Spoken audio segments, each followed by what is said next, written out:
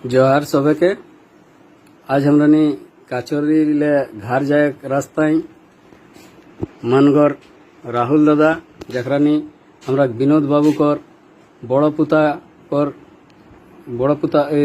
विनोद बाबू कर बड़ पुता राजकिशोर बाबू कर पुता लागत और धनबाद काचोरी नाम जज का एकरानी वकील लागत और एकरानी लॉयर LLM हेकत। तो एकर आगू माने विनोद बाबू कर हमरा कुर्मी जनजाति सूची शामिल होवे जो मांगटा सेटा लेके ओकरा कर किना सोच रहे ना ओकरा किना लड़ाई लड़ला हाथ और ओकरा कर घारेक जे ओकरा कर निजे नाती मनगढ़ राहुल दादा एकरानी एकर लेके दुईटुम कथा। तो हमें कथाटाके एकर बाद हिंदी उचराव जैसे सबाई बुझे पारिया। तो हमरा नहीं राहुल दादा ठीक जानब।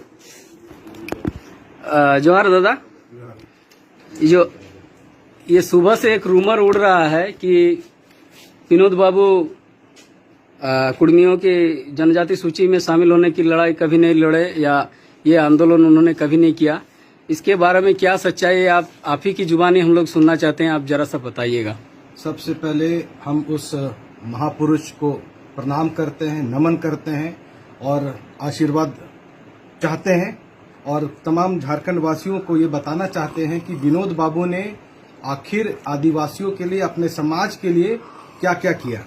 सबसे पहले ये बताना चाहेंगे कि जो कहानी है, जो लोग जो जितने झारखंड आंदोलनकारी है वो सही माने में आपको बता पाएंगे कि समाज के लिए विनोद बाबू ने क्या क्या किया। कुर्मी समाज को आदिवासी में लाने के लिए जो उनकी लड़ाई थी वो शुरू से थी।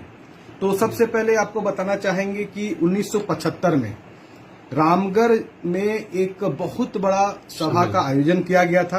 अच्छा। जो विनोद बाबू के ही अध्यक्षता में सारा कुछ हुआ, बैठक हुई और उसमें जानकर आपको ताजुब होगा कि उस समय JNU के एक प्रोफेसर थे, वीर भारत तलवार, डॉक्टर वीर भारत तलवार। तो वो सभा में आए।